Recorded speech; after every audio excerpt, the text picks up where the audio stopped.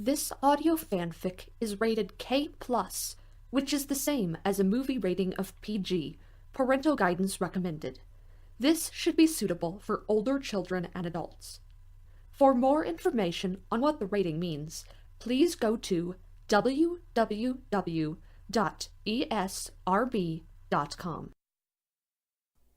Kurda's slave. Dead silence reigned in the throne room of Riftgard. The two ferrets, father and daughter, stood facing each other, pink eyes alight with anger. Agarnu snorted in disgust, glaring at the 4-season-old ferret maid who stood aggressively with her narrow white chin jutting out. Spreading his paws wide, he berated her, not for the first time this week. What you thinking? I have told you not to go into their storeroom and mess with their weapons. Their sword is not a toy. How many times I tell you that? Unrepentance radiated from Princess Kurda. Shut! I know that. I will learn to use their swords, and then I will be the greatest sword beast in Riftgard. You will not stop me. Agarnu jabbed a dirty claw at her. I put their big lock on their door if you go in there again. Kurda's paw also shot out, accusingly pointing at her brother, who was skulking in the shadows, eavesdropping, but avoiding his vicious sister. That sneak nose! You would never know if he didn't tell you. Agarnu growled. I will talk about this no more. You go and stop their trouble-causing now, Yar. He turned to his son. And you too. I want no more fighting. Go and fetch Riftun here to me. He settled back down into his throne, making it clear to his offspring that the conversation was over. Kurda turned on her heel and marched out primly, managing to kick Blad's tail as he scurried out in front of her. The sea breeze rushed in as she stepped out into the Riftgard grounds, and she wrinkled her nose in disgust at the smell of dead fish that it brought. There were slaves about, watched over by rat guards, but she ignored them as she stalked across the rocky turf, fuming inwardly. Looking up, she watched some of the big seabirds wheel overhead, squabbling over one of the stinking fish carcasses. A smaller kittiwake abandoned the attempt at a meal and swooped down to land on the statue of a ferret in the courtyard. Kurda looked up at the stone ferret, admiring his muscular, lithe form and the flail he held almost carelessly in one paw. Her eyes narrowed with delight at the thought of holding such a weapon, though swords were superior. They felt better in her paws, more deadly. What did she care if Agarnu had forbade her to touch the weapons? She was the granddaughter of Sauron, not an idiot buffoon like Blad. The smell of smoke mingled with the sea odors, and Kurda looked up sharply, keen eyes noting the black column rising on the Riftgard promontory. The brief good mood that thinking about weapons had put her in abruptly vanished. She picked up her pace, heading for the promontory. Captain Riftun was there, lording it over several rat guards and slaves. Already a large fire was burning, and the slaves were bringing more wood and brush. Riftun berated slaves and his own rats alike. What do you think you're doing, numbskull? You ain't here to gaze out to sea. I'll use your own whip on ye if you don't see to those slaves. You, Otter, that ain't gonna burn. It's too wet, see? Now you get back up there and get some heather what'll actually catch on fire. I don't have all day. Move! The otter in question was an old creature with a lame leg. He dropped the load of soggy vegetation and turned wearily, but not before one of the guards had flicked a whip out at him. It caught him on the back, and he fell. When he did not rise, the guard whipped out again, shouting at him. Before any beast could stop her, Kurda stepped forward and with one fluid movement snatched a sword from a guard's belt and drove it into the slave. Riftun looked confused for a moment, but then his face hardened. Now what did you go and do that for, your highness? Your daddy ain't gonna be too pleased when he hears about this. The young ferret kicked out at the body. Why you bother with that one? He was old, only a slave. Why you care, eh? Riftun shrugged. Have it your own way, highness. Here, Vorto, make sure that fire smokes. Kurda stared at the fire in disgust. Sea scum! Freebooters! Why you want them? Riftun was the only rat in Riftgard who could get away with speaking patronizingly to one of Agarnu's brood. Slaves don't grow on trees, your little highness, and you just killed another one. We're running short, and your daddy wants his projects done double quick, and we ain't gonna be able to do that without slaves.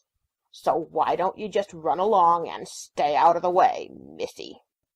Kurda radiated fury, and her pink eyes blazed. When I tell Agarnu you said that, he will punish you good. You just run along and tell him. Riftun snorted as he turned his back on her. The Princess of Riftgard stormed off, fuming. She wandered down by the beach for a while, glaring out at the dazzling blue expanse, and hurling rocks at the seabirds. Her bad mood took an even worse turn when she noticed Blad skulking in the shadows of the large rocks, grinning from ear to ear. Kurda glared at him.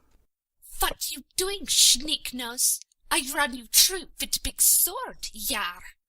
Blad stuck his tongue out, but maintained a safe distance. Yeah, you won't do that. You're not allowed to touch the weapons, yeah? Too young. Kurda bristled. One day I will not be the youngling, and when that day comes, I will stick a sword right in your heart.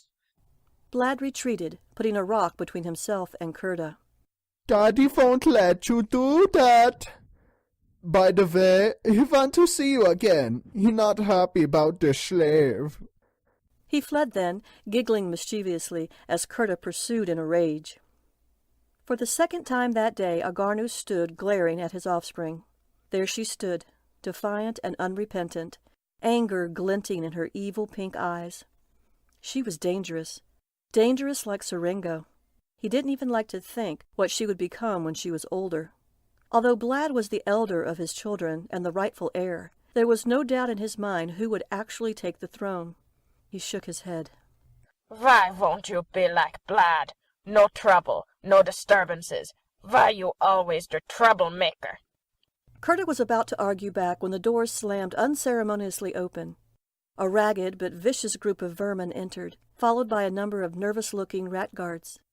Kurda scowled at the sight of the motley sea raiders, rats, ferrets, weasels, stoats, and one fox, all well armed. The fox swaggered up to Agarnu, showing no respect for the ferret king. So, we saw your beacon. What do you want, eh? Kurda leaped forward, trembling with rage. You speak humbly to the Riftgard king, scum! She spat. The fox eyed her with a mixture of distaste and amusement. Well, if it ain't little pink-eyed fairy babe what thinks she can order Captain Plugg Firetail about. Well, I never. What you say, Slitfang? Should I go down on bended knee and beg her little majesty's pardon? A large weasel laughed dully. Hit her over the bombs with her axe, Captain, and then she won't be so milky. Kurda's fur stood on end as she shrieked at the insolent fox. You their manners! I will have you hung from a pole while I chop you to bits! I will have your tongue ripped out of your grilling face! I will— At a sign from Agarnu, Riftun intervened by putting a paw over her mouth and dragging her back as she fumed. Agarnu sighed faintly as he turned back to Plugg. Ignore her. She will not bother us again. Now, have you brought the slaves?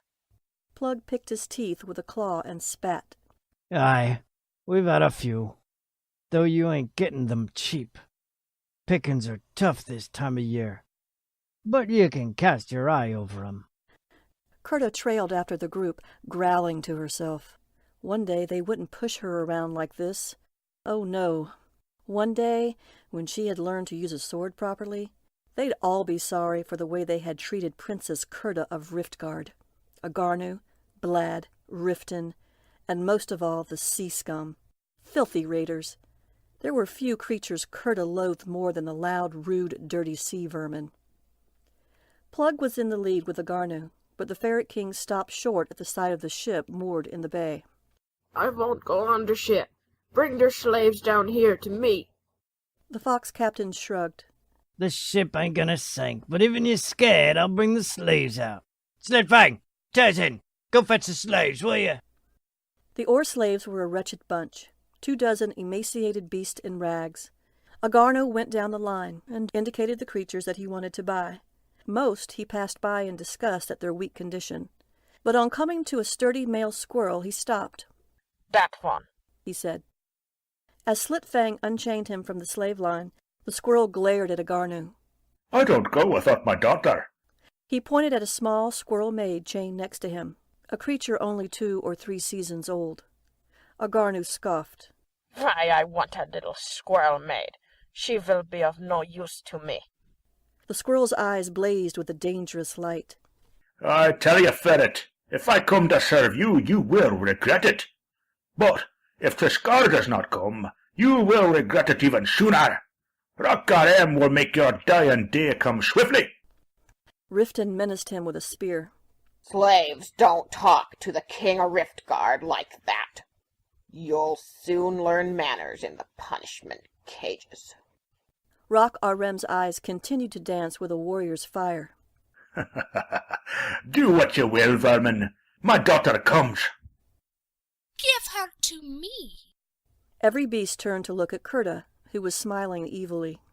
He wants you to buy his daughter? Yeah, buy her for me. I will punish him for his words when he sees how I will treat his daughter. Agarnu shook his head. Yar, whatever you want. Do not kill her. I'm not able to buy new slaves every season. Slitfang unchained the squirrel maid and kicked her over towards Kurda. The ferret could feel Rocc Arrem's eyes on her. You are an eviler tyrant than your father.